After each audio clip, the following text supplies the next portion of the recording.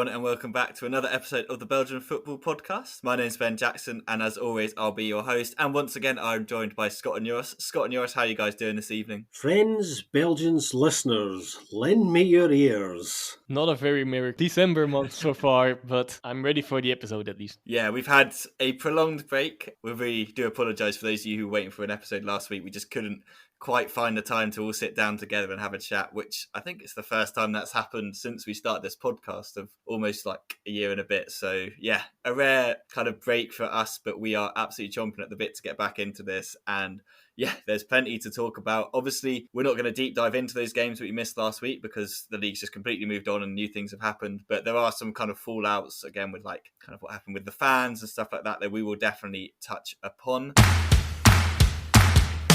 As usual, we'll just go through game by game from this weekend, and we will start with the Friday night game, which was an absolute snow fest. Everyone loves a snow game if you're watching it in the comfort of your home in the warm. Not sure the players enjoy it as much, but it was Charleroi against Ostend. There was a bit of issue as to whether this game would even take place. Thankfully, it did. Charleroi were probably very happy that it did. They ran out winners 1-0. Like Anthony Vesely, the Togolese international, with the goal in the 80th minute. Kind of a what's he doing up there at this moment sort of goal, but free header for him from a cross into the box. That's I think his second goal of the season, so he'll be very happy with that. And yeah, Charleroi keep another clean sheet for Herve Coffey, keeps them nicely in that top four. For Ostend, they'd got a win the week before, but it's another defeat now, so that's only 1 win in 5 again. You thought that maybe that win last week would give them the kind of boost they needed to keep going, but another setback against Charleroi. Guys, I know, Scott, you watched this one for the comical effect of the snow. How did the game actually play out in your mind? Well, I'm going to have to reach deep into the recesses of my brain, to be honest, because the game gave me a bit of a headache. So hard was I concentrating on trying to see the ball. I don't think the game should have gone ahead, really. I think, the interesting thing was a little earlier, just before this game kicked off, the Pro League came out and announced that the 1B game that was due to be played that evening as well, Molenbeek's home game against Westerlo, was postponed. And they probably should have done the same with this game because, it just kind of got worse as the game went on, and lots of unintentional mistakes as always happens when the weather's this bad. So I did kind of feel, I'm not sure the right decision at all was made there. Not a lot of football played, in truth. Charleroi maybe just about worthy winners in the end in terms of the chances they created, but there wasn't a great deal in this.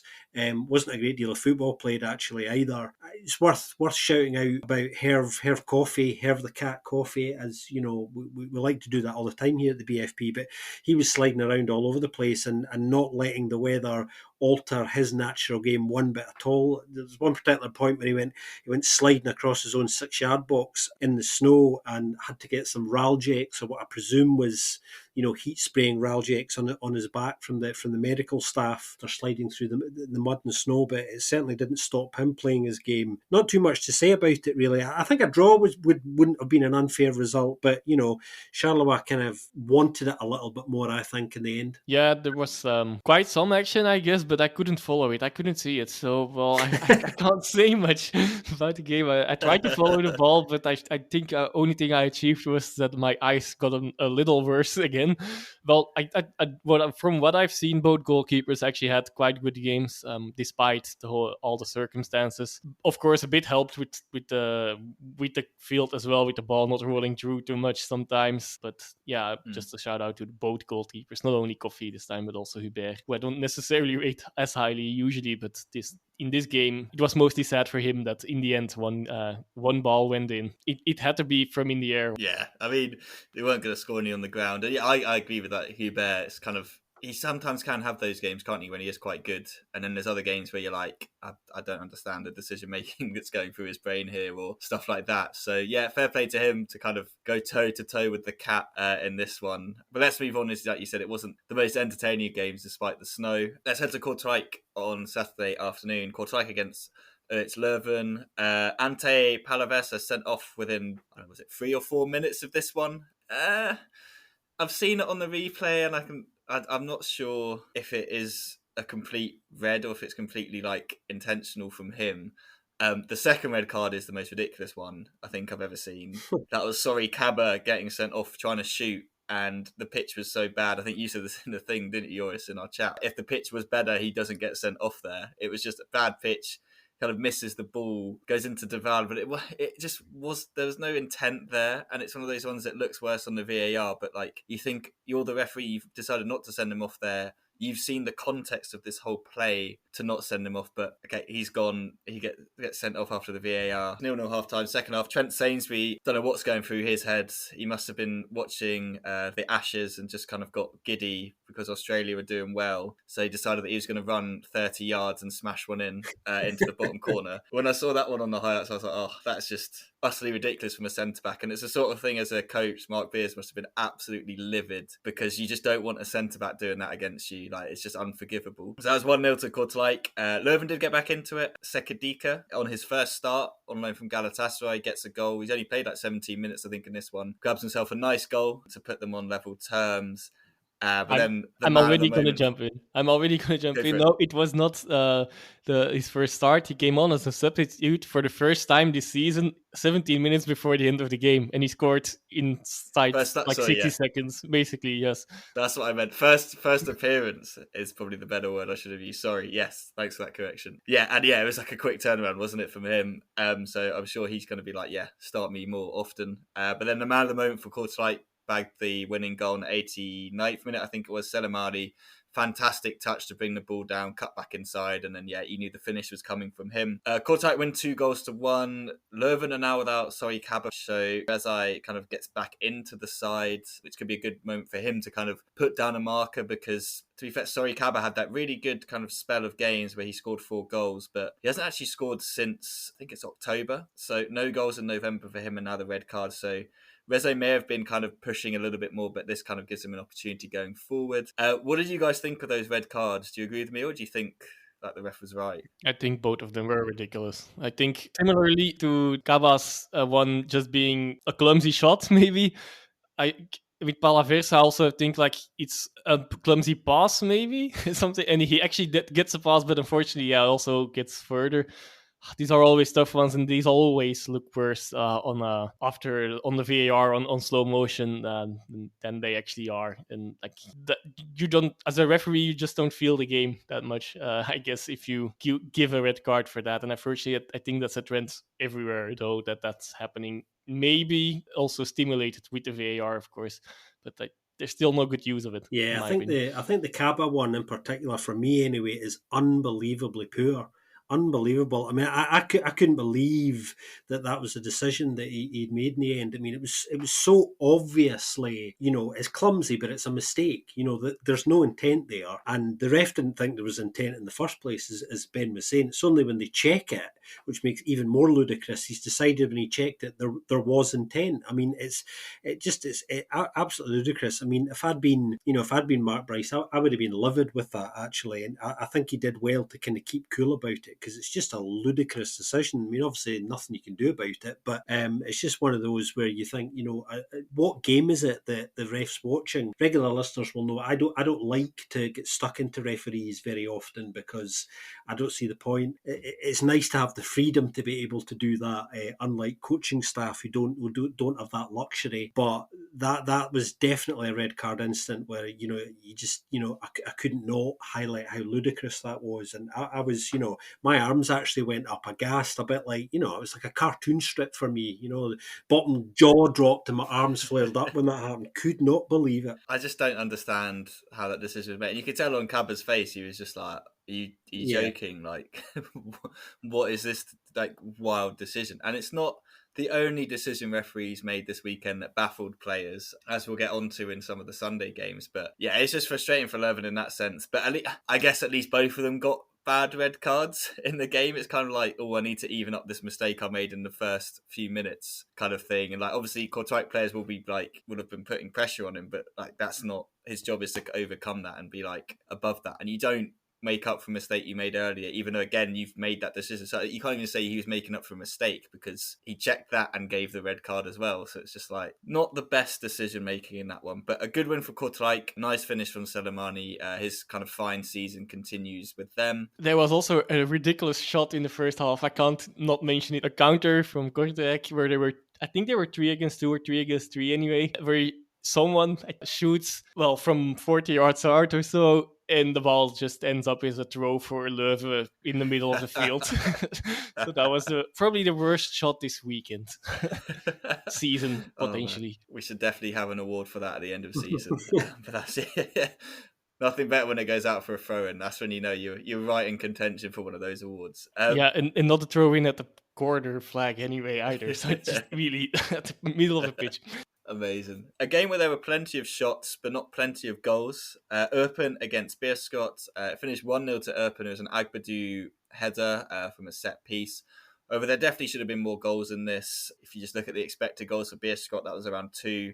Total shots 21, 17 chances created. They really, really should have scored. I know that Shankland missed a couple, Caicedo missed a couple in there. And that just kind of sums up the issues they're having at the moment. Like, yes, they've improved defensively. I feel like we're saying this every week now. They've improved defensively, but just can't quite find the back of the net. And losing games like that when they're creating that many chances against a side like Eupen, who on paper aren't doing as well recently. They've kind of struggled a little bit, like a bit of patchy form for them. But to not come away with anything from that game when you had so many chances will really, really frustrate them. And I was starting to think they could turn it around, but 3 defeats on the bounce now. It looks like kind of the new manager bounce is starting to fade a little bit at the worst possible time, with the teams above them starting to claw back some points. What do you guys... I know, Joris, you watched a couple of the Shankland misses and a couple of the other misses. Like, do you feel as well that Beerschot really should have got 3 or at least 1 point out of this one? Anyway, they should have scored, indeed. And I do think, given how the game was going, they probably should have gotten something out of this game for sure. I'm also mostly worried because other teams actually are getting points now lately. Eupen was indeed one of the teams in worst form, was actually the team in worst form since October, hadn't won a game since beginning of October, and they ended that streak with this win, which gives them actually, virtual safety, even maybe at least safety from the last spot. And Beerschot, given what would happen later on, they definitely are not looking great. But what I feel with Beerschot is indeed like Shankland is I can't say much about him, but I definitely also cannot say that he's going to be their savior. Like they in comparison to the teams in the bottom, all the other teams at the bottom, maybe except Cercle Brugge, although Matondo has now been scoring, but we'll get to that, have better strikers, and that might cost them in the end, especially, their defense is improving, but they're coming from afar, and they still are conceding regularly, as otherwise you won't lose 3 games on the bounce either, of course. So it's looking very dire for them. Yeah, Shankland can't carry them on his own, you know what I mean? And to be fair to him, he's been working really, really hard. He's actually been doing kind of quite well. Admittedly, obviously, he's not scoring as many as Beerschot would like, or as many as he would like. But I think in terms of the positions he's getting into and the kind of some of the chances or half chances sometimes he's creating for himself, I don't think he's doing too badly considering the position they're in. I think defensively they're a little bit better than they've been, but as Ben was saying, when you match that up with the fact that they just can't buy a goal at the moment, and the teams around them are starting to pick up some points, it's kind of the very small improvements over the last 2 or 3 weeks are not converting into anything meaningful for them, which has got to be worrying for them. So if they don't bring in somebody to provide some support to Shankland in January, then I said a few weeks ago I thought they were already gone. No side has recovered from a position as bad as theirs, and I still don't think they will recover. But if they certainly don't bring in somebody in January who can form a decent partnership with Shankland, then they're not going to start scoring again either. He's not that sort of striker, I think, and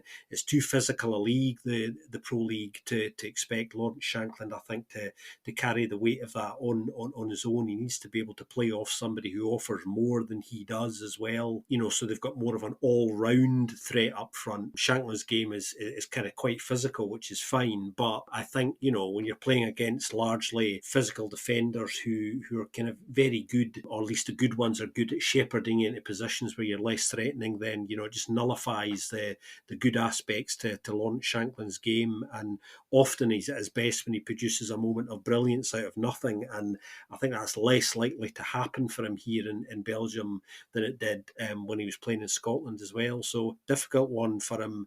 I wasn't expecting too much out of this game, actually, because obviously Beerschot struggling to score and Eupen being out of form, and I did feel that Eupen might just shade it, and that's what happened in the end. Beerschot obviously go to Slessen next during the week to face another side who can't really score goals, although they had a rather miraculous win this weekend, which we'll get to shortly. 15 goals in 18 games so far for Beerschot, also to stress that a bit more. Yeah. The next one is, I think, Sint-Truiden with 19, which is also not that many, but it's also, they also have a slightly better defense, and it's the which goals you scored. This weekend, for example, would have been a perfect game for Beerschot to win, because this time they actually created chances in quite good positions as well, so that was not the issue necessarily this time, just the finishing, not only from Shankland, though I have to say, the whole team carries the Just burden couldn't put there. it in the net. Yeah. I know Caicedo missed a couple, and it's interesting though. Like, we'll move on in a second, but they were creating all these chances without Rafa Holzhauser in the team. Like, I know they had quite a few kind of absentees in this one, like him, Vandenberg. The BC's been out for a while. You think maybe he could work up front with Shankland? Not sure, but yeah, they had like a couple of players out. And Koulibaly, Sanusi, like all these guys are still out. But yeah, they put Suzuki up front alongside him and they created the chances. So that's what kind of could give them a little bit of hope. But also the frustrating is we're not putting these away. And that's three games on the bounce without scoring a goal. One of those against Zorta Valagem, who are the worst defensive team in the league. So we've mentioned that before. But anyway, let's move on to the side that were closer to them a few weeks ago when they started picking up points, but have suddenly turned it around completely, thanks to, as Joris was mentioning earlier, the goals of Rabi Matondo. He scored again in their game against Sint-Truiden. However, it was Utkus, the Lithuanian legend that he's turning out to be at the back, with another, say, his second goal of the season, again from a set piece. He seems to be quite dangerous in the air at the moment. He puts them 1-0 up in the 50th minute, and Christian Bruls scores penalty because Utkus decides that he's enough of being the hero, he's going to be the villain. He takes down Yuma Suzuki, Bruls steps up and puts it in. Then a counter-attack from Cercle Matondo picks it up on the left-hand side, dribbles all the way into the box, really calm finish. Yeah, you're just looking at that finish again and you're just like, this guy is just oozing confidence at the moment. He just got one, he can't stop scoring, got two against Kortrijk, another really lovely solo goal in that one against Sint-Truiden, and then he gets sent off. Gets his second yellow, which is the frustration, I think, is that he's obviously now going to be suspended for the next game, and it's like, he's been on such good form, you don't really want him to stop playing. He just needs to keep playing. He looks really, really on top of it. Especially since their next opponent is Serre, so that actually might prove very important. Exactly, yeah. We'll get onto their defensive woes in a little bit for sure, but yeah, like you said, he would be really key in that game against them, especially with his pace and dribbling ability that he's shown. However, this game was not without controversy, and final few minutes, Kakache, of all the players, put what Sint-Truiden thought was the equaliser in. However, after VAR check, Suzuki was given offside, if I believe rightly from the referee's decision there, for blocking Dilion in goal. Christian Bruls was not happy after the game. I don't think many Sint-Truiden players or fans were. What did you guys think of this decision? I think it's one of the really marginal. I mean, the actual equaliser is scored on, I think, the 97th, the 98th minute, and because of the fuss around the VAR check, we had another 5 or 6 minutes of play. So by the end of the game, you've played sort of 14, 15 minutes. I think maybe on balance it was just correct, but it's one of those where, when you think about it, you're so deep into injury time and somebody thinks they've scored an equaliser and they've nicked a point, but VAR sort of robs you of anything, and it kind of underlined that whole thing about VAR just robbing the joy from the game a little bit. Cercle, I think, deserved their win, actually. We're starting to see real signs of how Dominic Valhammer wants Cercle to play. We're starting to see a greater degree of intensity, the higher press, the attempt to win the ball back further up the park in the opposition's final third as well. So those transitions are quicker and they're down your throat as quick as possible. And they seem to be responding to that. They look more energised. I think their body language is better. They don't look as flat. Admittedly, they started this game not particularly well, which is something they've had a problem with for a long time now. But definite positive signs there. And I think they are starting definitely to respond to whatever it is that Valhammer is laying down in training. The template is obviously defined to them. They're responding to because players are kind of giving a little bit more in an offensive sense, and they look more confident. I think that's the first time Cercle have won 3 on the trot since I think February of last year. So almost kind of 2 years since they've done that. Which is quite an incredible stat in itself. And they're now, of course, as a result of that, they're now out of the relegation zone.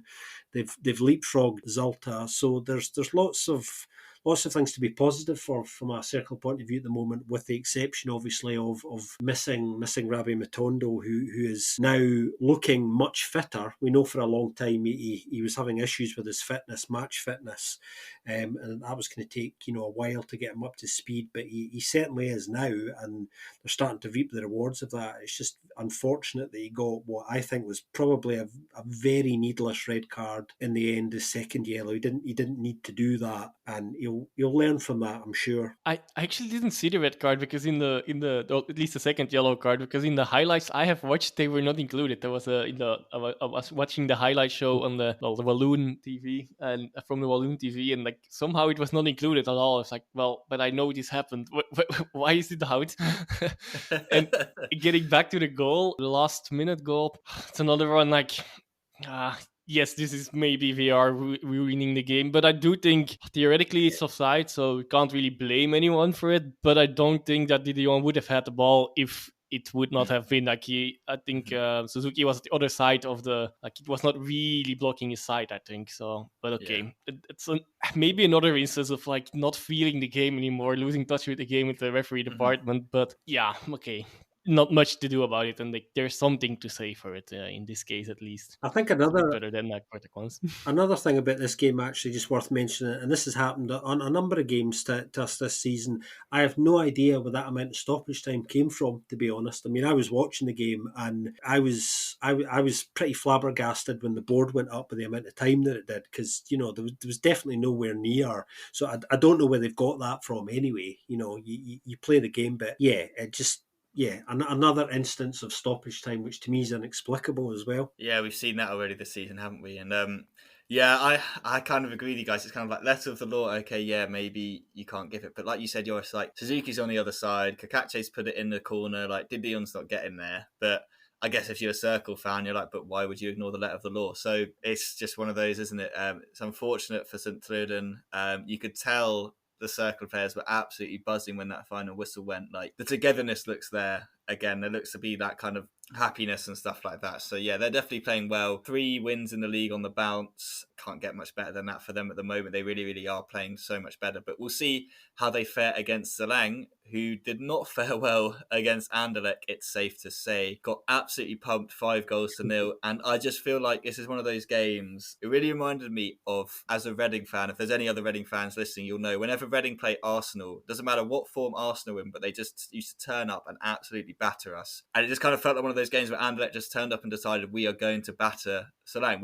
We have the players to do it. We're just going to do it. And it could have been so many more. They had so many chances. And you just list out the players that scored the goals and you think, these guys are just goal scorers that can score in any game. And it's just unfortunate for Selang, they all scored in the same one. So Kwame got the first and the 16th. Rafael with a really cheeky finish off another Sergio Gomez assist. He's absolutely piling on goals and assists at the moment. Joshua Xerxes with an absolute rocket shot into the top corner. Really, really nice goal from him. Yeah, you can tell he's just got that quality.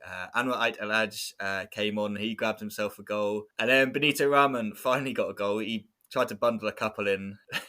Guillaume Deitch pulls him down for the penalty, and poor old Theo Pillow has to stick himself in goal. And I've never seen a man look less like a goalkeeper facing a penalty. He literally jumps out the way of the ball. Like no dive, nothing, just kind of like slides to the left as he knows the ball's going to his right, like even as it's shot, and he just jumps to the left and then just looks like, well, what do you expect me to do? It's like, well, you could dive, like at least put some effort into it. But yeah, he looked like that classic kid that you asked to go in goal at 5-a-side, who just, it's actually a waste of time putting them in goal because they're just going to concede more than they are going to put the body in the line. Yeah, 5-0 to Anderlecht. I feel like it's just a performance from them that you kind of want to see a lot more of, and you feel like they can do it a lot more. For Sarang, it went bad and just kept getting bad, really. It's one of those games I think you just draw a line under and say, okay, that's just one of those games we're going to have in the Pro League against a team like Anderlecht. Like, it is going to happen to us at some point, the way we play, but we've got a much bigger game coming up. Moving on, what did you...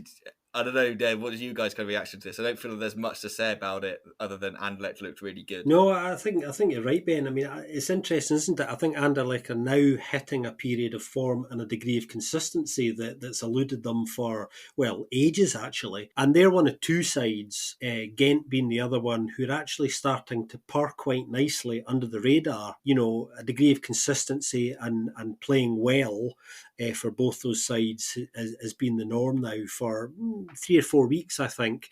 Really encouraging signs. Obviously, the challenge is for them to kind of continue it, but Anderlecht, from looking, kind of pretty much way off it, are now right in the mix. Right in that playoff one mix, which is where they want to be, and are one of the form sides at the moment. And they most of the team are playing well, much like Gent, but definitely, not much to say about the game itself, other than they're starting to produce the goods. Anderlecht, I think. Well, they like to play against Liège teams because they got 3 clean sheets, 2 against Serrain and 1 against Standard. So that's also the reality of everything still, though. So, but yeah, well, they're picking up form. We'll have to see how it goes. But later this week, they will play Club Brugge. Now, they had a good win against Charleroi, of course. So that's a decent one that they can take.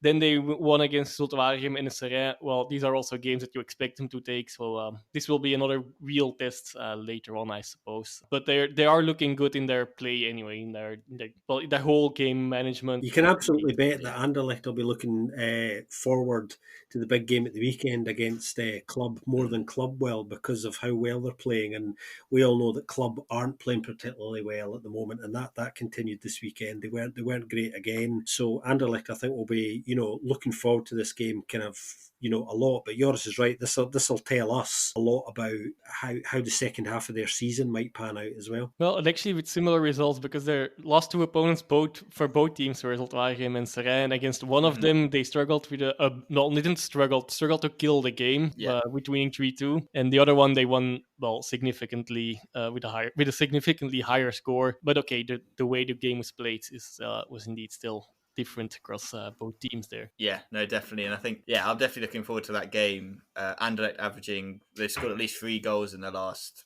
4 games if you include the cup. So that could continue against Sint-Truiden.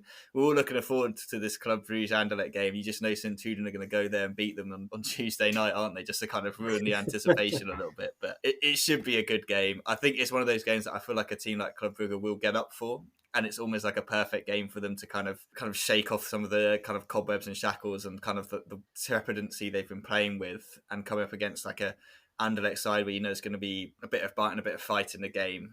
Could be just what they need. But yeah, we'll see what happens in that one. Definitely one to look forward to after the midweek games are finished. One game that had a lot of fight, a lot of bite, a couple of red cards, a lot of goals. Antwerp against Standard Liège. A bit of a wild game, this one. So first of all, we have Abdoulaye Seck getting sent off in the 45th minute. I missed the whole of the first half, so I didn't see what happened to cause the red card, but I just saw his reaction to something going on and like the anger on his face. And then it's come out that there's been allegations against Selim Amala that he said racial abusive stuff to Abdoulaye Seck, which he's denied in a way that's just the stupidest thing you could possibly say, because it literally doesn't make any sense. If I believe correctly, Joris, you told me, like, you reported it to me about something about how can I be racist? I'm also African. Like that just doesn't make any sense. Like, you can still be racist towards someone even if you're from the same continent as them. Africa's a big continent. There's lots of different nationalities and people of different ethnic backgrounds in Africa. Like, come on, that's just the stupidest thing to say. That's not an excuse. Obviously, again, don't know what happened, so don't want to be like completely.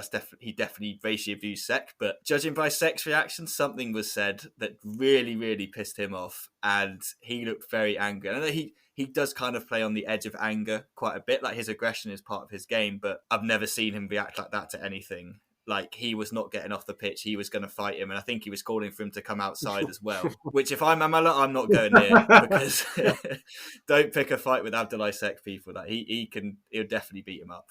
That's for sure. So interesting to see what comes out of that. Hopefully it is sorted, and like, if there's punishment to be made, the punishment is fitting of what's been said. If it is racial abuse, that should be a considerable kind of punishment, and some education definitely to go alongside that. Back to the game, Constantine Leifus obviously saw a Trent Sainsbury yesterday and thought, I can do that as well. So he tried it. Bit of a deflection, but he scored one from quite a few yards out, and then kind of walked off as if like, yeah, mate, I do that all the time. She definitely doesn't. I don't think I've seen that before. Engels then gets Royal Antwerp back in it despite 10 men. Manuel Benson came on in the 61st minute, and I thought he really, really had a really positive impact on this game. He gets the assist for this one. He kind of had a penalty shout just before it as well, but he puts the ball in. Engels heads it in. The turnaround's complete. Balikwisha again, Benson involved, running down the wing, beats his man, puts it in, and you just knew Balikwisha was going to have a say in this game, didn't you? Much to the joy of Standard Liège fans, I can only presume. However, they were cheering a couple of minutes later. About 10 minutes later, Cartelo Gonzalez at the back post after, I'm not calling it a cross, I think it was a shot, but it was so bad it just went straight across the kind of box, and Cartelo put it in. And then Maleka himself got the winning goal, long kind of ball through over the top to Klaus, who basically miscontrols it into the path of Muleka, but he kind of shows he's got that natural finishing instinct with his left foot there. He makes it 3-2, but that wasn't really the end of it. So there was another incident. The ball goes into the Standard bench. Obviously, 92nd minute, they're not going to give it back. So Yeli Batai's like, well, I'll just go get it myself. He goes in and grabs it, and then I don't know what happens, but Sissako moves like a shot, leaps out. Damian Pavlovic tries to trip him up from the bench. He just kind of like sticks a leg out to try and kick him. Everyone's just having a fight. Batai gets sent off. Pavlovic gets sent off. It's all a bit of a nightmare. The game goes on for like another 10 minutes because everyone's just absolutely rattled. Standard win 3-2. Nainggolan comes out at the end and was like, we fought hard and stuff like that, but some of the decisions were the most baffling thing I've ever seen. Which, I mean, you take that with a little bit of a pinch of salt, because we all know that Nainggolan is definitely not a fan of referees and probably never has been in his career. But Scott, I know you were watching this one as well, and you were equally baffled by Visser, because it just felt like he didn't have any control of this one. Yeah, I remarked to you guys when we were watching it, didn't I, that I felt he had no control of the game. And it's interesting, isn't it? Because I think often, you know, referees who don't get a grip of a game early, especially kind of big games like this, tend to set the tone for things. And I'm not saying that the fallout that happened at half-time and afterwards wouldn't have happened if he had control, but I think there's definitely a question mark here around general poor refereeing, and did that contribute to anything that did happen later, I think. On the second incident, I mean, I know the FA have invited Abdoulaye Sek to come and explain his behaviour and what was said, and they've invited Amala to come and account for himself as well. Antwerp haven't released a club statement yet or said too much. Bjorn Engels did come out on Belgian television actually at the weekend after the game and confirmed that something of supposedly, and it is still an allegation at this stage, potentially of a racial nature was said to Abdoulaye Sek. He has refused to repeat what was said publicly, so we'll wait and see what comes out of that FA hearing, because I suspect we might not hear any more from the clubs until that hearing has taken place, which will happen in the next few days, I think. Visser obviously has acted instinctively and sent him off for raising his hands, I think. But you've got to question, I mean, Ben's right, the way that happened out of nothing, because nobody really saw anything at all. It was one of those instances where clearly something had been said or had happened that nobody other than those in the immediate vicinity could have seen or heard. And, you know, Sek's sent off. So there must have been quite a lot of activity going on down the tunnel, I think, at half-time to kind of clarify lots of things there. And obviously it kind of kicked off again later on in the second half. Really strange game this on the whole, because I felt the first half was, both sides were kind of playing within themselves, and Standard looked like they would have, you know, happily taken a draw all day long. They didn't look particularly interested in trying to force the issue or or win the game. And I'm still not quite sure how they did. So in lots of ways, it was a kind of smash and grab. Brilliant winning goals from Jackson Malika, actually. He couldn't quite believe his luck when that went in. The joy in his face was kind of quite something. But I think a lot of, looking back on it now, I think a lot of people have let themselves down, and behaved pretty badly. When things kick off like that, I think players have to sort of restrain themselves really as much as possible. And people are getting involved from all over the place, coming out of technical areas. And it was just, I think it became a bigger thing than it should ever have become, I think. I think we are going to hear more about this in the coming days. It was all a bit distasteful, and it started to kick off after the final whistle again, where obviously all sorts of coaching staff and players wanted to kind of pick up little grievances that had gone on during the game, and as a result of what had happened around the red cards as well, which was pretty distasteful. So we're definitely going to hear more about this, and I just thought it was all a bit of a sad spectacle. It's particularly in light of what we saw last week off the park, which we're going to talk about shortly.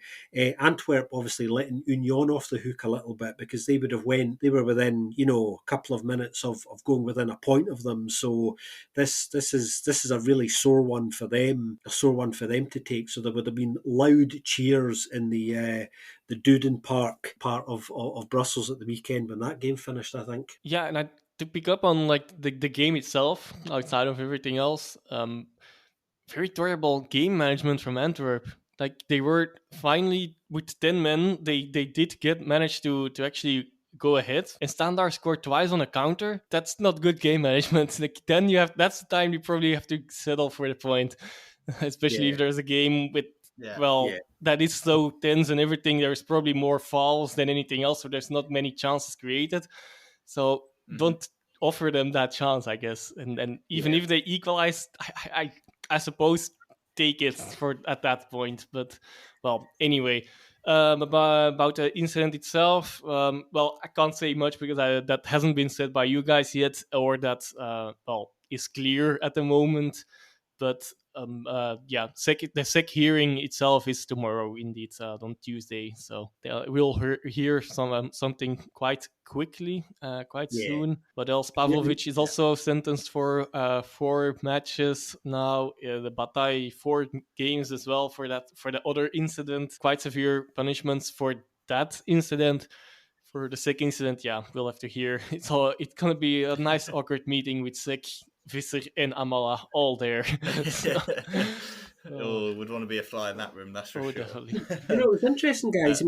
See, when I was watching it, I was kind of baffled by, Joris was talking about Antwerp's poor game management. I completely agree with him. I was really baffled tactically with what Prisk was trying to do, because Antwerp were kind of a bit off it in terms of the intensity with which they really should have approached this game, and it took them a while to work themselves into it. But even after the red card, Prisk makes the change that most coaches would make, and that is obviously he takes off a striker and puts on arguably a more defensive player to try and shore things up. Now, I saw that and I thought, that's strange. Most coaches would do that, but you're playing against a Standard side that are not playing well and offensively are pretty poor.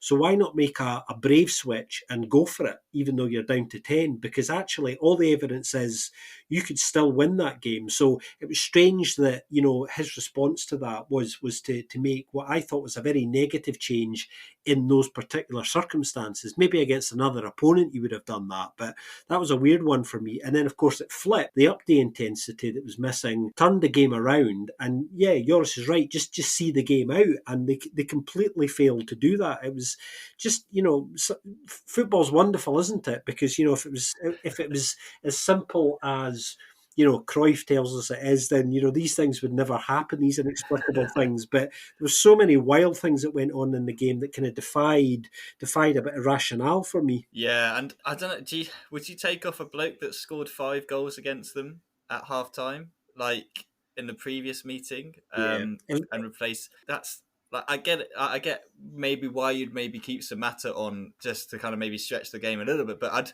I wouldn't take Fry off unless like we're seeing the game out. But even then, I'd like him to kind of be defending balls into the box. You know what I mean? So interesting decision. Let's move on from that one because I feel like, yeah, we could probably talk a lot more about that game, and hopefully the hearing will kind of solidify what's happened, and yeah, punishment will be met appropriately. Speaking of kind of substitutions and tactics, one team that made 0 substitutions this weekend because they literally have no players fit at the moment is KV Mechelen. They travelled to Union Saint-Gilloise and they lost 2-0. Dante Van Zier with the opener. It's just like a typical Union goal this season. Someone bursts into the box, crosses it to the far post, and there's just a player there to tap it in. This time it was Van Zier. Teddy Tuma, he got the second goal. Maybe he should be, I don't know, maybe you could call him maybe like the Maltese Messi or something like that, the way he's playing at the moment.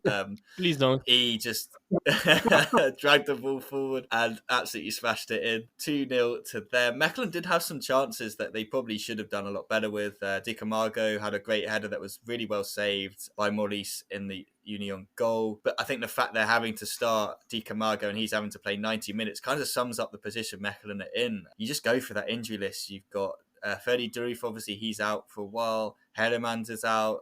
Gustav Engvall, another kind of attacking player, he's out. Hugo Kuipers is out.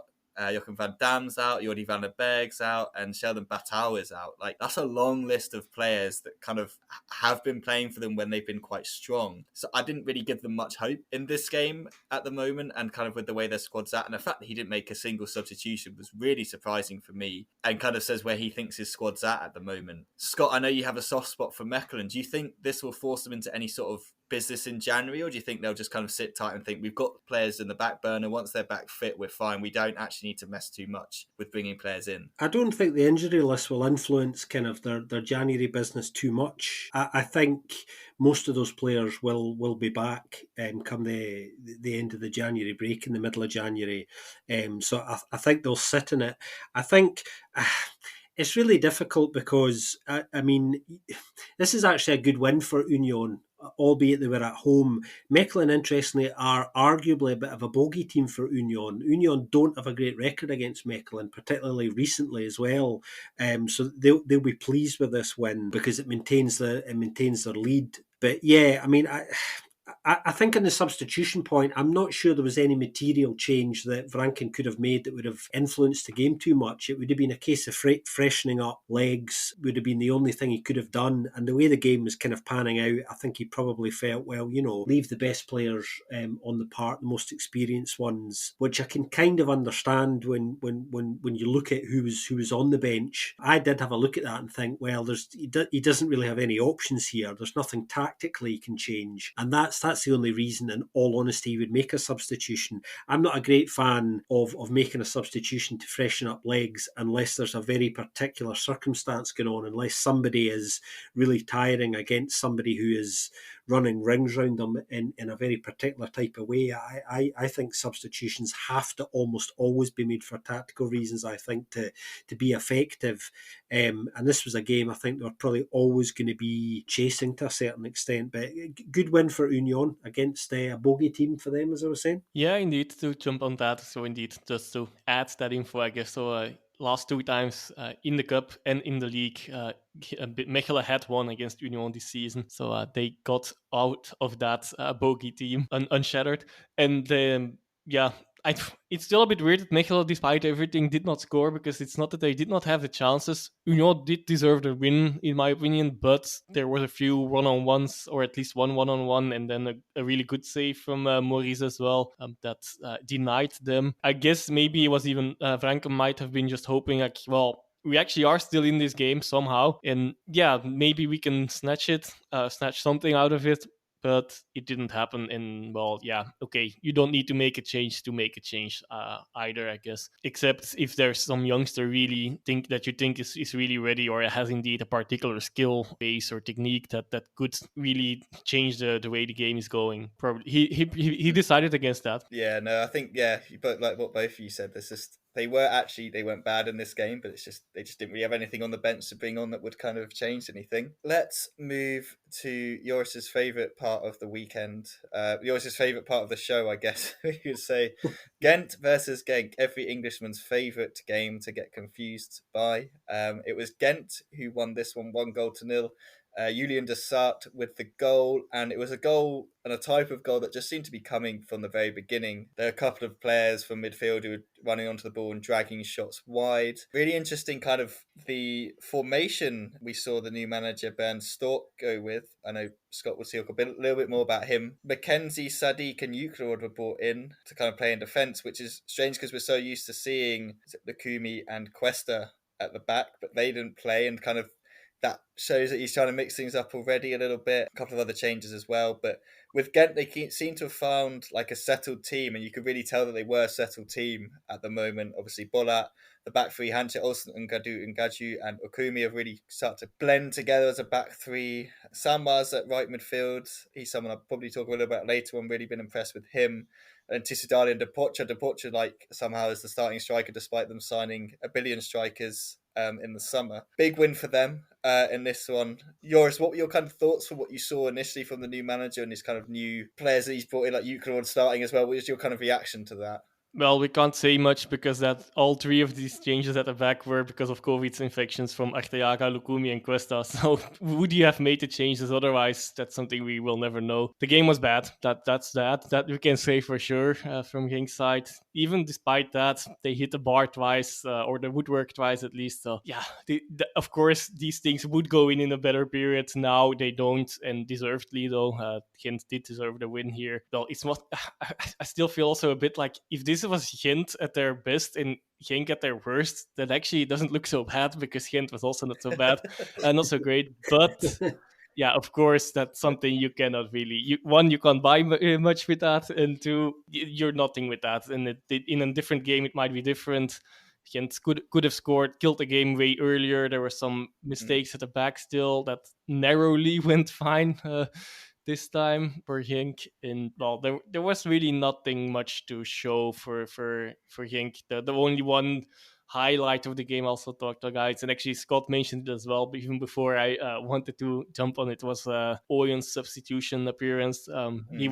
I was saying there was no movement between the whole Genk team, which they didn't do anything attackingly despite hitting the woodwork a few times. That were more by chance. In the first shot was a long distance shot from Euclid. Yeah, the other one was then with actually a nice movement from Oyen, who actually was running behind and making the right movements, but having the right technique, giving some shows signs of his ability, which brought the Genk's game a little bit to life. Unfortunately, not for too long, but he was the one bright star, maybe not even star, but like the bright point in this game from Genk's side. And I hope he gets more playing time. I've been saying that for a while now, but there's a number of circumstances that now are playing in favor of that for sure, with the under 21 league being on hold until the middle of January. So we can hopefully. It's already stupid that some top teams have been doing that. In my opinion as well, like keeping some players behind for the young players behind for these competitions, and then not include them in the match squad for the senior squad, or not giving them many minutes at least. Now there's some time in that schedule for sure. And in Genk's particular case, by the end of January, there will be a lot of people moving, if not for transfer, then for international duties. So hopefully there will be a bit more youth to be seen, at least, because in my opinion, there's not much to be gained from the season anymore. Already before yesterday, but it's not improving the situation for sure. So yeah, not much to say about the manager itself, though. To get back to the actual question at the moment, we'll have to wait to see a bit. Yeah, for sure. And Scott, I kind of wanted to ask you this one, just to give yours a break from having to talk about Genk. Paul Onuachu, he's been quiet, hasn't he, recently? I know he's been injured a couple of times, but when he's been in the games, I was looking through the stats, and since his hat-trick against Selang back in the 26th of September, he's only actually scored one goal. He'll probably go off to Nigeria as well for the African Cup of Nations, but what do you think's going wrong there? Like, we were so used last year, obviously he absolutely blitzed the league, but this year he just seems to be struggling. Yeah, I think it feels like there's a kind of general malaise around Genk at the moment. You know, they're not playing with much confidence at all, and you can kind of see it. The body language is all wrong. And it was so interesting, actually, that one of the first things Bernd Storck did in a public press conference was comment publicly on how tactically naive and poor the squad are. Now, that I thought was an extraordinary thing for a coach to come out and say, definitely that's the sort of thing that would be shared and discussed in private. But to say that publicly, I thought was quite extraordinary, which told me that obviously he's trying to work out who wants to learn and develop still as a player, who's up for that work, and the kind of change in culture maybe inside the club that's needed. And also hinted at, I think, maybe there being too many players there who've got too comfortable with their positions for kind of too long. It's interesting always when a new coach comes in, there's obviously new ideas and sometimes a change of system and all of those things. And I think, there's obviously been a situation inside Genk where too many people have been used to having things their own way, and somebody new coming in and going, look, this is the way I want to play. You're going to need to adjust to that. You're going to need to fit into this system. And I think a lot of people haven't responded to that. The malaise predates, obviously, Stork's arrival anyway, but I think it's been a shock to him and lots of people to see that there hasn't been a particularly positive response to him coming in yet. That doesn't mean that, you have to go and get wins straight away, but in many respects, actually, certainly over the last couple of games, they've arguably been even poorer than they've been in the last few games under Van den Brom, which is really, really concerning. And I think that's what led him to come out and say what he did. So I think some of the issues going on inside Genk as a squad at the moment, arguably actually are a bit more deep-rooted than we actually thought, which is really quite interesting. And Stork hinting at, having to take things step by step tactically now and almost have to take them through baby steps of, what he wants to do. So the positive for the Genkies here, and there is one, and it is a big positive, I think, and that is he has the rest of the season to get to know that squad and to identify who he wants to keep and who he doesn't. Because although it is a good squad, that doesn't mean he necessarily wants to keep everybody there as well, which allows him the time to bed in and get things set to have a right good go again next season. Having said that, of course, he's still got to finish minimum in playoff 2. So there is still work to be done. It doesn't all come, painlessly. Gent completely controlled this game. Genk all over the place, unfortunately. So their training sessions are going to be interesting, I think, now for the next little while. That's one victory in 15 or 16, I think now. Not if I don't count the victory against Winkel in the lower league team in the cup. And that one win was against Zulte Waregem, who are in turn probably the second worst team now. Their Genk is now also officially, I've said that numerous times to you guys already. I think you guys are bored of hearing that, but like they're the worst team now since the beginning of October when they lost in the dying minutes against Eupen and were close to taking the lead there actually of the league. And since then, everything has fallen apart in incredible fashion. These 16 games are across all competitions, of course, though, so including the European winless period at least, because they had some decent performances and results even in that, but it didn't really get into a win. And I guess there's so many things in the head, but I also feel like physically there might be some things wrong. Also, another thing that goes for Stork, and that's also something that goes against the general public feeling. I think it takes a while before a system or whatever he's trying to do works. We've seen that at Cercle and Matondo. It worked really nicely in the end, and everyone thought that it actually worked in the beginning. But I think we talked about Cercle Brugge winning 3 times in a row. But I think in the end it was even 4 times in a row. I think that was under his reign. That was just at the final games of that season, or the shortened season in that case. And with Matondo, he also needed a bit more time to go on and then get a 9 wins out of 10 games in the last 10 games, I believe, with Moscone in first division.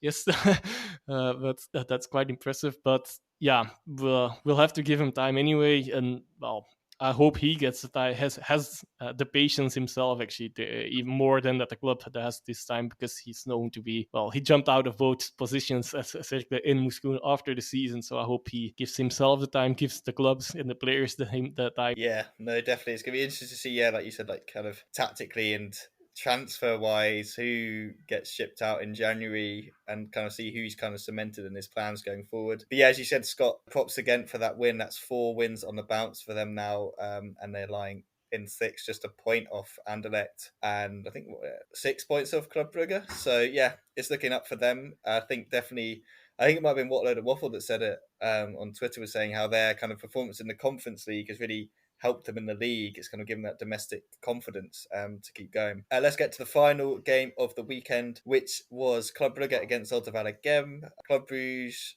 come out of this one with a 3-0 win.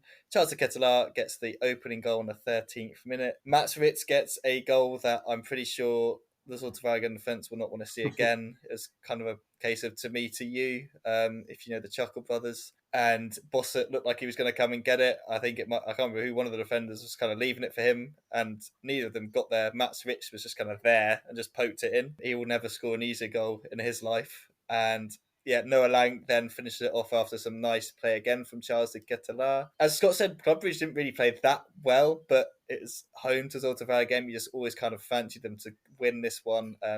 Zeno Gano did have a really, really good chance when it was 1-0. Pretty abject defending, sort of like a pass back finds him. He just has to kind of go around Mignolet and put it in the top corner, but he puts it into the top corner of the stand instead. Which is a bit of a shame for him. And yeah, we've spoken about it a little bit, but Zulte now, we've been spoken about it, but they're really, really in trouble. They are on 17 points in 17th position.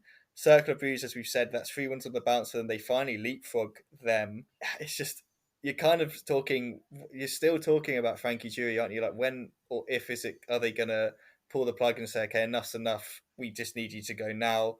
They've got Union coming up midweek, and then at home to Mechelen. And you're thinking, yeah, Mechelen with their injuries, they kind of need to target that one. They need to get some points on the board there. And they finish off the year against Standard. Yeah, so they've got some games coming against teams that you think, yeah, they'll probably do a Zulte like against Union this week and win or something like that. But if they don't do a Zulte and win these games, it's just really, really looking bleak, isn't it, for them, Scott? And again, Club Brugge, they've obviously, like you said, they need that confidence boost, but they're just kind of churning out the wins without playing very well. Yeah, I think I think the story of this game is very much, Club still not impressing. They weren't great. I thought at the back they were particularly slack. There was some really odd stuff going on, back passes to the goalkeeper all over the place. Just, a bit of nonchalance that was really, really strange. And I think they're just kind of, they're just not performing to the levels that they can perform at. And obviously they've got a huge game coming up against Anderlecht next weekend. Zulte, on the other hand, like you say, really in deep trouble now. 41 goals conceded. You mentioned that already. That works out at, I think, about 2.3 goals per game. They've got some tricky fixtures coming up, and the way the fixtures are scheduled, they're not really in Zulte's favour either. For example, Cercle play before them during the week this week, so they could be in even more trouble come their next game, which I think is on Wednesday evening. And my feeling about it is, I think if Zulte don't get a win on Wednesday evening, I think Jury has to go. I think the change has to come if they don't get a win, simply because there needs to be a change inside that club now, because they all know he's going at the end of the season. That's already been announced. But there's just this thing about, question mark, do players switch off when they know that's happening? They've now got themselves into a situation where it's spiralling in a way that, yes, you can always get out of it, but none of the signs are particularly encouraging at the moment, particularly the way the fixtures are lining up. So I think there is a massive decision for them to be made inside that club over the next week. And I think making the change to whoever it is actually could be the thing that might make the difference for them in the end, because there's absolutely no indication whatsoever that they're going to go on the sort of run that they need to dig themselves out of this. And you can't have a situation where, you're going to give it to the last possible moment to see if you can get out of it. I don't think. Cercle have, they've pushed the button a couple of weeks ago. They made the coaching change and adjustment, and Zulte are now in the situation where they definitely have a decision to make, I think. It's a tough one, right? With all these games following up so quickly now, it's crazy. Coming back to Club Brugge, then on the other hand, actually also indeed they didn't need to put themselves in second gear because they don't need to get out of it first because it was just so easy in the end for them to score. Yeah, but that defense still is looking really shaky. I believe they at the moment, okay, even so, I actually wanted to use this stat last week and no goals were added. But they are almost at the same amount of goals against them that they had across the whole regular season last season, out at halfway point. So I think there are 2 goals off now, and these easily could have fallen yesterday just because of these terrible back passes and a few other instances where the defending was questionable. I also want to highlight one interesting thing then, or one more positive thing for Club Brugge fans as well, of course, is the impact, or not necessarily impact, but the entrance of Cisse Sandra in the last few games. I think he made his first league minutes against Zulte Waregem. Okay, then he got a weird also start in the Champions League, and also this weekend it's a bit much coming out of nowhere. Except for, I know he played against Danze, I believe it was in their first cup game as well. That he plays a lot now out of nowhere. It's a bit strange. You would think we would bring him gradually, but he's doing well, reasonably well. I didn't watch the game yesterday too much, or not too much of it, so I can't really judge his performance. But last week he also got his first goal straight away. So that's always nice to see that young Belgian players are starting their careers in the league. That was our Joris blowing the BFP's big talent klaxon there, I think. Yeah, no, I was surprised to see him start against PSG. But like you said, I think these two games are just perfect. Those two league games are just a perfect way to kind of bring him the exposure. And if you think he's ready, I don't see the harm in sticking him in. Like you said, like expose him to it. I think Clermont is looking for kind of like a spark to get them going, and maybe someone like a Cisse Sandra coming in and doing that would be great for them. Interesting you said about them conceding as many goals. Maybe Kasonu is a bigger miss than we kind of maybe imagined that he would be. But again, this is maybe how the teams are kind of taking it a bit more to them this year as well, after last year seeing some of the vulnerabilities. On Zulte Waregem, I think he'll be given to at least January. I think he'll get all of December. I think it also depends on Beerschot if they start to pick up wins to put more pressure on, because at the moment they can kind of be like, well, Beerschot aren't getting out of this. We can just kind of be happy to give him that time. But I don't know. And I'm just kind of like spitballing ideas at the moment. I'm not sure whether this is a thing or not, but maybe the players are kind of looking around and being like, oh, there's a guy not playing any matches for us that last year was one of our best players in Omar Gavea, like just completely disappeared off the face of the earth, not getting any game time. And are they kind of thinking, if we had him, maybe we'd be in a better position. Maybe if we get a new manager, he'll come back in and we'll play better. I don't know if that would possible. They probably have to try and get rid of him in January if he's not getting to get any game time, because he's not going to sign a new contract with them. So interesting kind of situation going on. Definitely one that we're going to keep our eyes on and probably talk about a lot more over the next couple of weeks.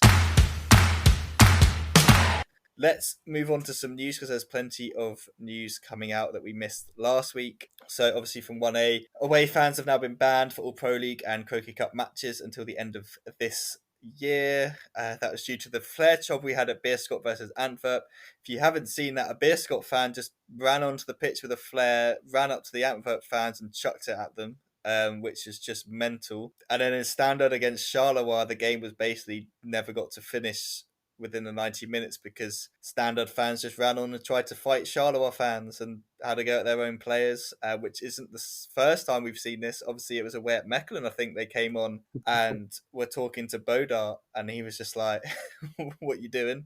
This game, it was Carcelo Gonzalez just kind of standing on the side of the pitch, and there's a fan just having I don't know what you're saying to him, but Carcelo's like looking straight past him and just thinking, what am I doing here? What is going on? He just looked absolutely dumbfounded. I don't think there's much to say on this apart from the league obviously had to do something, and I don't know if it's going to make a difference really. I feel like fans, we've seen incidences already this season in the Europa League with Antwerp fans. Now we've seen Beerschot fan doing it. We've seen Standard fans do it twice. Do you guys think it's going to make a difference? Do you think come January when they allow them back in, is anything going to change?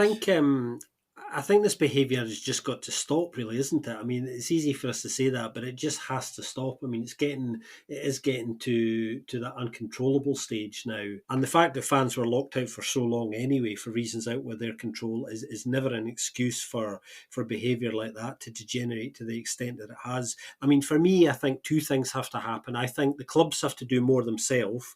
So Standard are right to close part of the stands, the ultra sections at Slesen. They're right to identify culprits and ban them from Slesen for for life. Absolutely, that should be happening.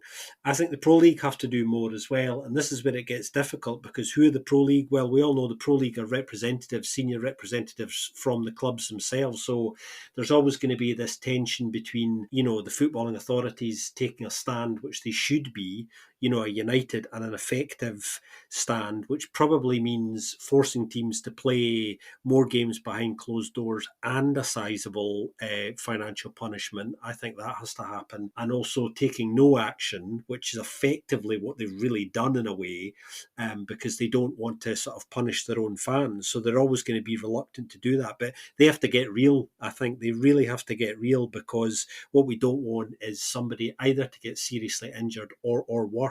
And we're very, very close to that now with some of that behaviour. Yeah, and for fans come from different clubs, it's also a bit frustrating. I'll try to weigh my words a bit, because it's always the same circle of clubs that are issuing the issues. Basically, yes, that's a weird way of saying it, maybe of conveying it, my message. But yeah, it's always the same clubs that are getting away with things. Usually now they don't really get away with it, but everyone else is also punished. There's definitely some things that need to be happening here, and this is not enough. The way it's handled, I'm not sure if it's the best one. Yeah, I think it is unfair to punish all the teams when there's only a couple of teams who have been responsible for this. So yeah, we'll see what happens in January when fans can come back, and hopefully it will stop. Right, so as Scott has alluded to in kind of past bit of this episode, let's jump quickly to talk about the new man at Genk. Obviously, Van den Brom finally got sacked. I feel like we've been talking about that for weeks. Scott, why don't you give us a quick lowdown on the new manager? Yeah, well, Bernd Storck, of course, is no stranger to Belgian football, as we've already touched upon. He had a very successful short spell at Mouscron and at Cercle, where he famously went on, as Joris mentioned, that 4-game winning streak at the end of the season, which kept them up. So he's no stranger to Belgian football at all. 58-year-old German coach, spent most of his playing career as a defender at Dortmund. Quite an interesting coaching career, actually. He spent periods as an assistant at Hertha Berlin, Wolfsburg, Partizan, and at Dortmund. And as a head coach, Almaty in Kazakhstan, the Kazakh national side, Olympiacos under 21s, and then I think the real kind of crowning jewel in his CV, certainly at the moment, probably is the period he spent as head coach of the Hungarian national side between 2015 and 17, where he led them to Euro 2016, which was their first major tournament appearance in 44 years. So he's back in Belgium. He missed out on a couple of other jobs, actually. He nearly ended up at Standard a little while ago, and he nearly ended up at St Truden before the other Bernd did. They couldn't reach terms, and also he had that short spell in Slovenia most recently with DAC as well, before Didier Lamkelzee went there, and he's now finally landed in Genk. Yeah, not a bad one to land back into when you start putting all those team names together, is it? Yeah, thanks for that, Scott. We'll definitely kind of be interested to see how he gets on, and if he's going to still be there this time next year. We know what Genk have been like over the past couple of years in trying to find that manager to solidify it. I'm going to go straight back to you again, Scott. 1B, there's been some managerial merry-go-round there, I guess, and a couple of other interesting things that have happened. Yeah, there's some big news, 1B news today, actually. Came out this morning kind of quite early as a result of the way things panned out results-wise this weekend. Virton have parted company by mutual consent, apparently, with their head coach, Christophe Grégoire. A little bit harsh, perhaps, but they've had a downturn in form recently, which I think obviously is starting to concern them now. They've slipped to the bottom of the table. They've lost 5 of their last 8, only 2 wins in that time, only scored 7, and they've conceded 15. So they're starting to develop the signs of a kind of consistent defensive problem.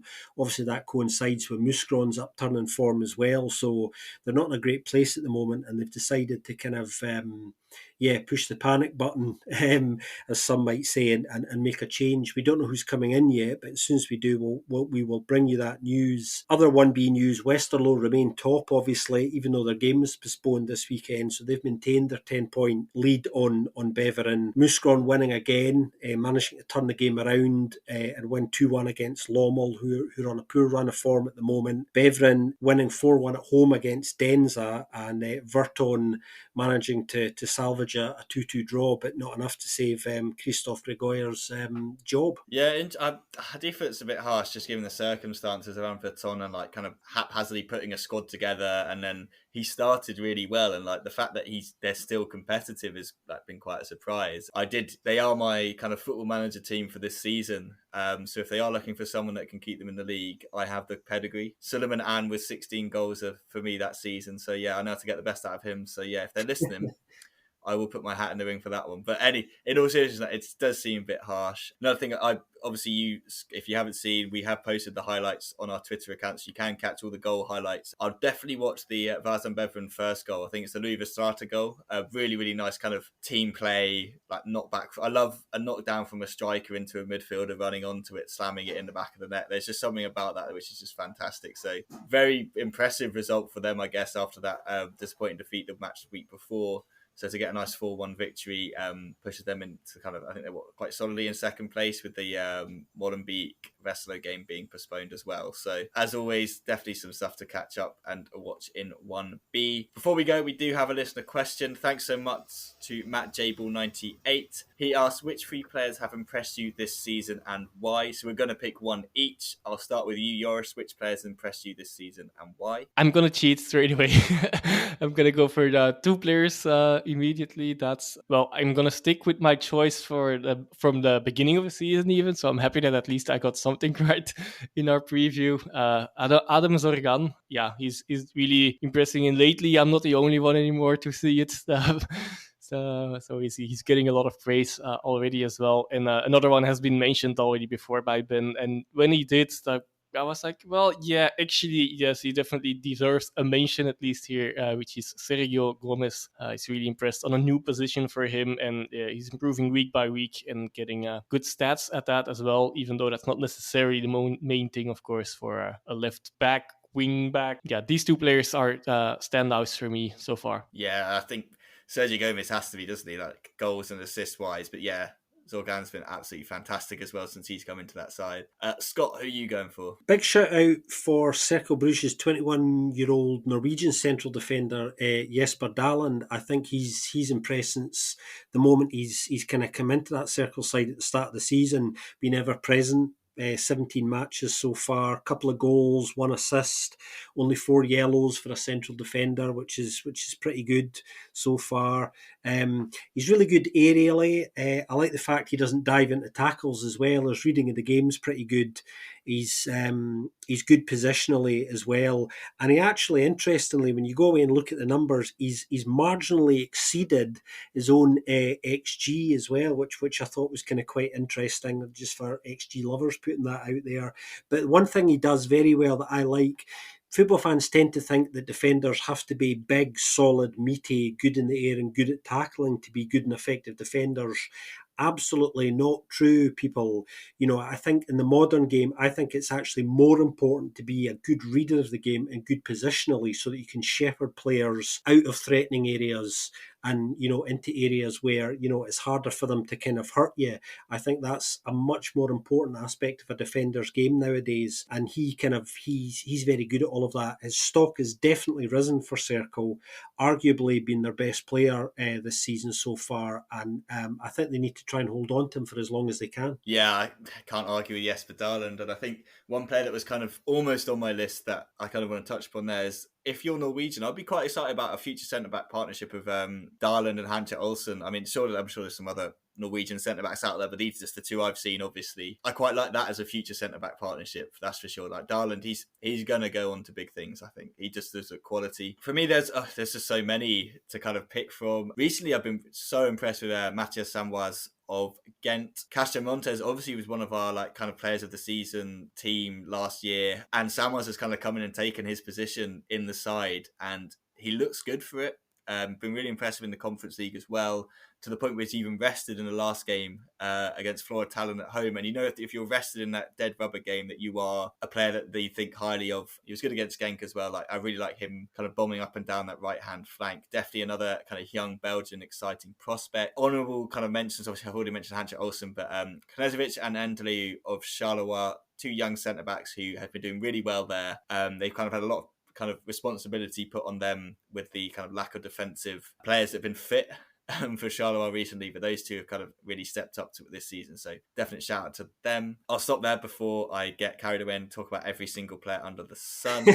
Just a quick kind of look forward to these midweek games. I'll quickly just run through what you can expect to be coming up, and we'll also give you kind of the Mola live games if you are in the UK. So Tuesday, Cercle against Selang, Anderlecht against St. Truden, Oostende against Kortrijk. Then on Wednesday we have Mechelen against Gent, Zultevalligem against Union, Standard against Beerschot, and Leuven against Club Brugge. And then Thursday we have Antwerp against Eupen and Genk against Charleroi. Then going into the weekend, Friday, we have Selang against Kortrijk, Beerschot against Oostende, massive game there. Union against Cercle Blues, Zultevalligem against Mechelen, Gent versus St. Truden, Club Brugge against Anderlecht, Eupen, Charleroi, Genk, Antwerp, and Leuven against Standard Liège. If you are in the UK, live games will have Wednesday, Mechelen against Gent and Leuven against Club Brugge.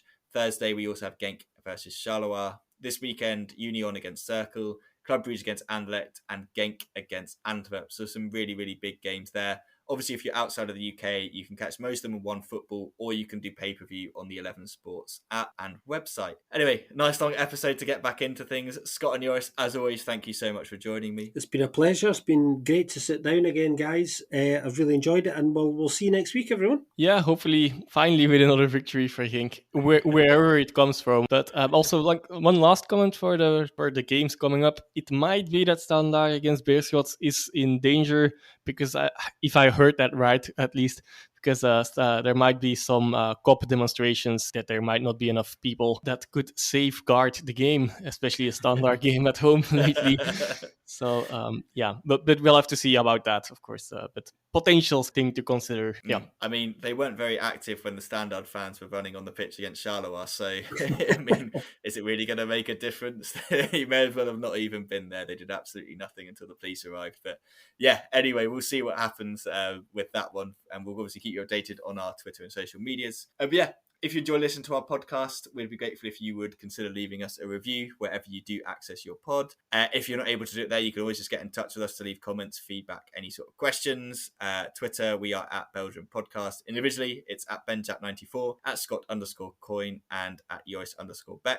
Alternatively, you can also email us. It's belgianfootpodcast@gmail.com. Thanks once again, everyone, for listening, and we'll see you next week on another episode of the Belgian Football Podcast.